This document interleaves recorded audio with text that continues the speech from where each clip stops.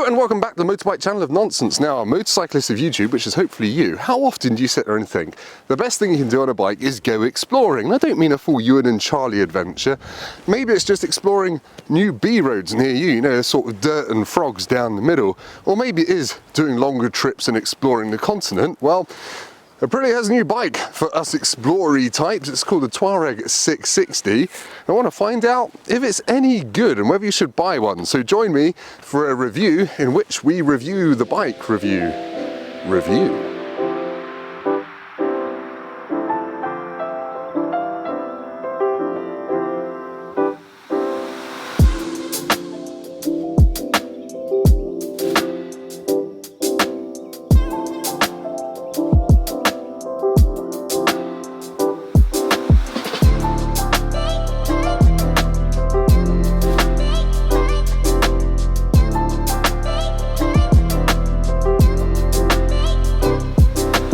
Yes, here it is in all its acid gold glory. This is the £10,600 Aprilia Tuareg. It's £500 more if you want it in red, white and blue, or it's the same price as this if you just want a red one. Now, Aprilia says this bike is designed to be a bike that gets you out there exploring, hence it's got a big 21-inch front wheel.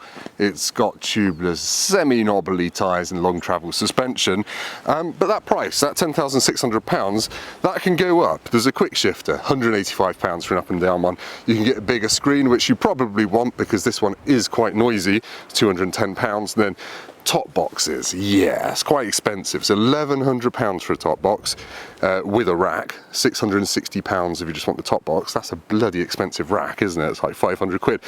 Pannier kit, 1,600 quid with the fitting kit, £1,200 if you just want the panniers and gaffer tape them on yourself, I guess.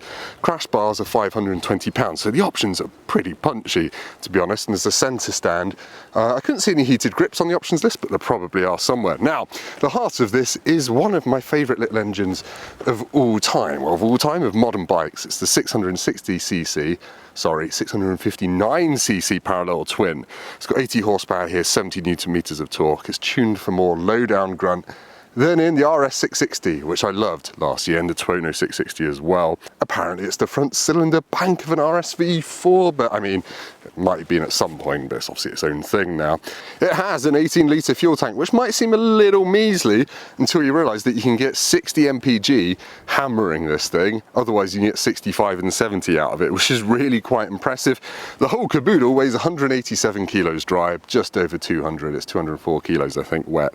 But yeah, these tubeless wheels look pretty cool. They've kind of got that BMW GS type thing where the spokes go to the outside of the rim and you get them showing through there. Pirelli Trail, Scorpion Rally, STR tyres, which are said to be 70% on-road, 30% off-road. So they look like knobblies, but they're actually reasonably good on the road. I'll talk a bit more about their limitations in the riding bit of this. It's it's a cool thing, isn't it? It's obviously got rally credentials. It's a Kayaba 43mm, it's fully adjustable, 240mm of travel, as I said, same at the back as well. Fairly simple Brembo caliper, but they do the job, and you've got twin discs. So stopping's not actually really a problem, it's just a slightly softer lever than you might be used to. But remember, this is a reasonably affordable bike. What I would say might put some off-road diehards off, you've got removable pillion pegs, but the subframe is actually welded to the main frame. So if you bend your subframe, you are what the Italian word for rogered is, frankly. I quite like this rear tail light thing. It's got these kind of dagger bits on it. They look really smart, and even when the bike's off, it kind of looks like they're still lit up, which is pretty nifty. Oh yes, and it has an 860mm seat height, but there is an optional one with 3 different heights on it, so you can go a bit higher or a bit lower if you want. But actually, it's a nice shape, and it's quite narrow between your legs. So it's actually an approachable bike, and that seat is quite squishy as well, so you don't need to be too intimidated by this. Admittedly, I'm a tall, lanky git, and I don't have any problems. I'm 6'3". But yeah, shorter riders, obviously, go and swing a leg over one before buying. Less handy is the distinct lack of pillion grab handles. You just don't get any, even though you do get pillion pegs. I should also point out that the Tuareg 660 has a very chunky, satisfying feeling side stand. It's very exciting, isn't it? Look at that. And when you thunk it up, it makes a really satisfying noise. Now, in terms of tech, This bike's got a 5-inch screen which shows you all your usual stuff. It's similar to the dash on the RS660. It's very easy to use. There's a mode button here for changing between the 4 riding modes. You've got individual, you've got explore, which is your default kind of normal road mode, urban, and then off-road, which you can customize. And as you can see, you can turn the rear ABS and traction control off in that mode. Now, there isn't an IMU on this bike, that's your inertial measurement unit, so the traction control and ABS isn't lean sensitive, but I'll just show you another niggle as well. In the riding modes, as I said, you can customize individual and off-road, but nothing's really explained very well. I don't know if you can see this. There we go. Nothing's really explained very well. ATC, that's traction control. There's 1, 2, 3, 4 or off. AEB, that's engine braking control, and I guess AEM is your throttle response, but it's just like 1, 2, what's what? 1, 2, 3, you'd need to read the manual, which I don't have. Again, ABS, 2, 1, 2, 2 or 1. What do they mean? I don't know, Aprilia, tell me. But otherwise, you've got cruise control here. The switch gear is all pretty easy to use. There aren't really any niggles here. The fuel cap does feel a little bit cheap. It's kind of an off-roady one. It comes off with the key. So yeah, you need to hold on to that when you're filling up. I quite like the acid yellow. Not so sure on the yellow seat, but it's certainly distinctive. The front end does look a little bit weird because there's no beak, but I do like these daytime running light kind of signature things. They're pretty cool. Right, that's enough waffle about the bike. Let's go for a ride and find out if the Tuareg 660 is fun, if it makes me want to explore, and if it's too knobbly for its own knobbly good.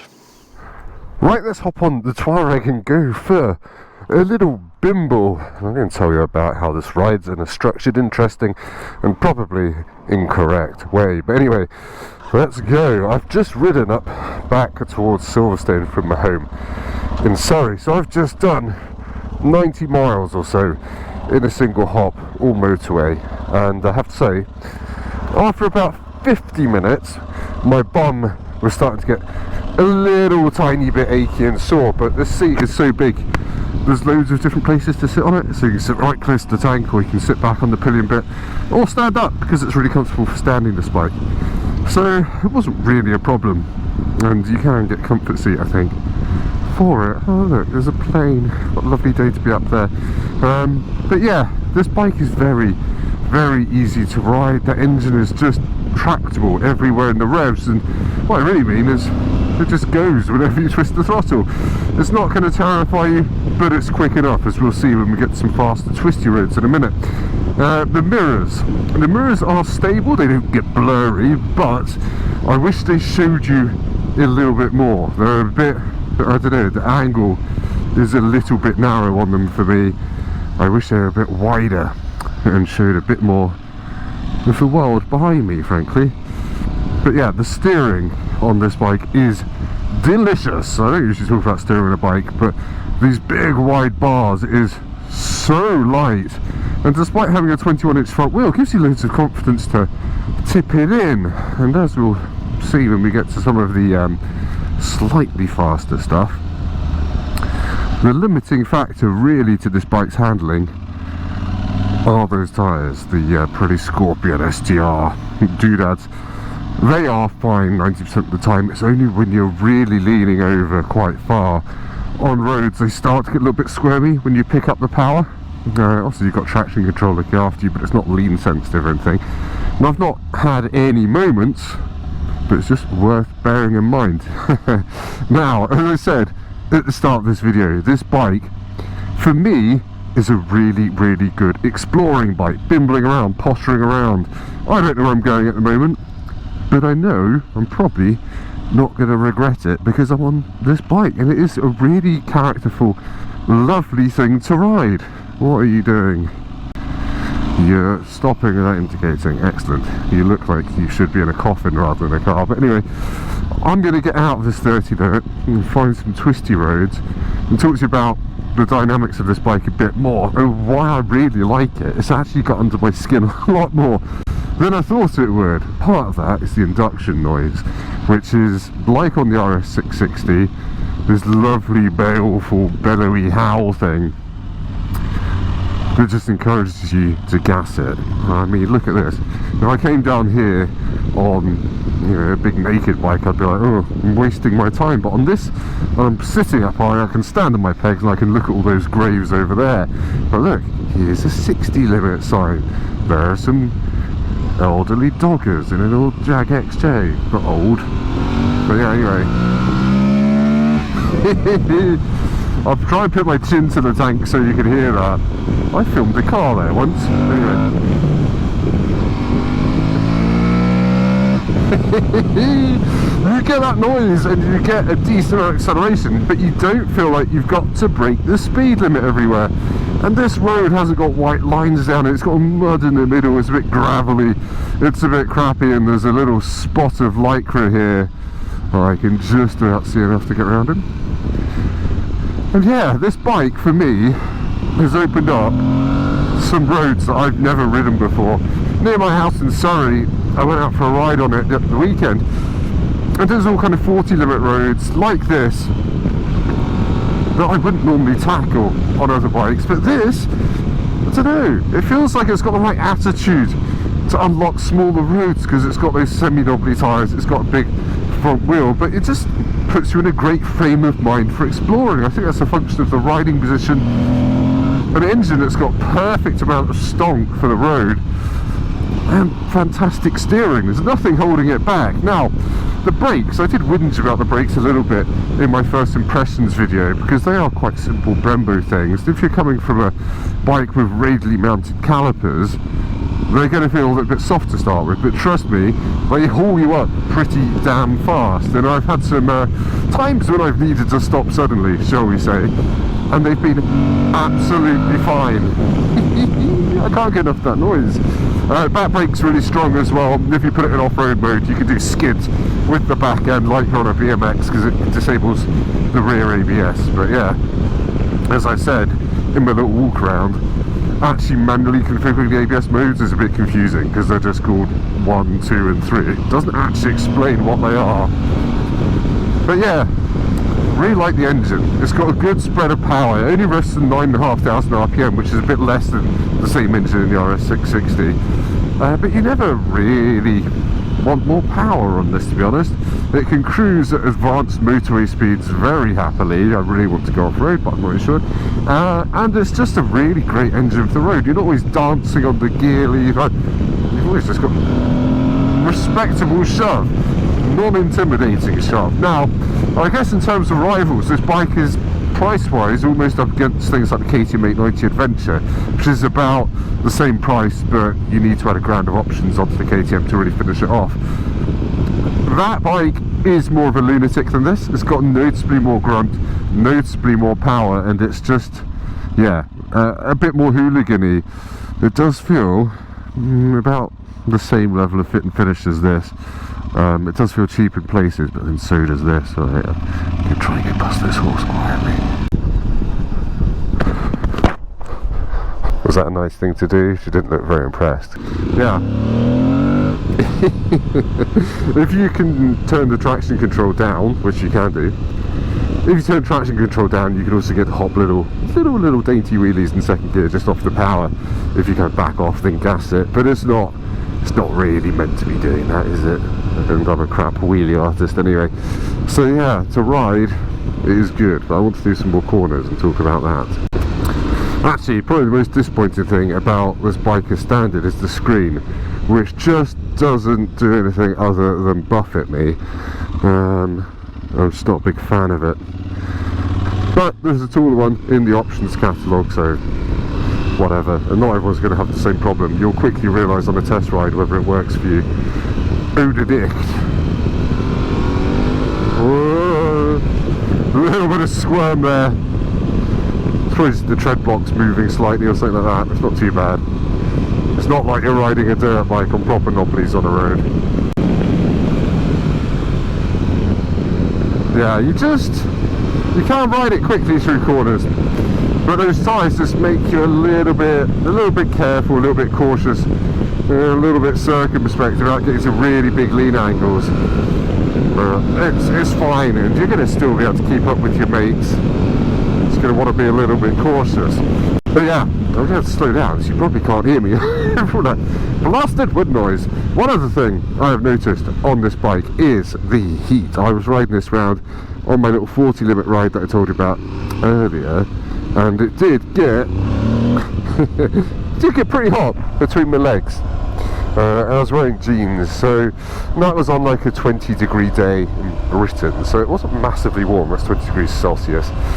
So it's just something to be aware of. But I realise I'm waffling. This bike does sort of feel, riding wise, like it can take pretty much whatever you throw at it. For a normal person on the road wanting a bike to explore and just kind of bimble about on, and you know, maybe do some green laning, maybe just, you know, do some tours on and some big motorway miles, this really does sort of tick a lot of boxes for not a huge amount of money. And yeah, 10 grand for something of a 660 engine, you might sniff at that. And I mean, Triumph's Tiger Sport is a lot less money, has similar power, but obviously that's a pure road bike. This 21-inch front wheel, all sorts of good stuff on it. I really, really do like this. It's just got a charm and a character that I don't think we see in many new bikes. Going up on the muddy verge because I can. One thing you will notice riding this bike is how soft the suspension is. Because it's got long travel suspension, you get a fair amount of pitching backwards and forwards when you accelerate hard, and when you brake it's not got on my nerves, and actually I find it quite reassuring. You kind of get a sense of how much grip you've got, and yes, you get the hazard lights coming on when you brake hard. But yeah, it's a soft semi-off-roady thing, isn't it? What did you expect? But yeah, that's enough waffling about this. Really nice thing to ride, makes a lovely noise, it's fast enough, and it makes me want to go places, which means it's a good bike. Right, back to you, Tim, for an outro. So in conclusion, what do I think of the Tuareg 660? Well, it's a really, really enjoyable bike. It's not tear your face off fast, but it's quick enough. It's not a real hardcore off-roader, but it's going to encourage you to go and explore green lanes and dodgy roads, of which we have plenty here in the UK. The engine's just a lovely thing, makes a great airbox noise. The handling is really enjoyable, admittedly with the limits of those tyres in mind. It's just put me in a really nice frame of mind, and now the sun is out and I want to just go and explore lots of little roads, because all the roads in England that are really, really fast and fun to ride are very heavily policed and full of one-piece leather-suited idiots being idiots at the weekends and breaking all the laws and giving bikers a bad name. I think this is for a new age of biking, kind of bimbling around, pottering around, but still having some fun and making a nice, enjoyable noise at the same time. So yeah, I really like it. Would I pick it over a KTM 890 Adventure? No, because the 890 Adventure's engine's got a bit more sparkle for me, a bit more thrust and a bit more hooliganism about it. Anyway, hopefully that was helpful. Please hit like if it was, and do subscribe, because there's plenty more motorbike video reviews coming soon, probably more than I should do, really. It's quite boring for everyone watching, but hey, I enjoy it. So yeah, do subscribe, and down in the comments, scroll down there and leave me a little comment calling me the Italian word for a tubeless tyre. Thank you very much, and I'll see you next time. Goodbye.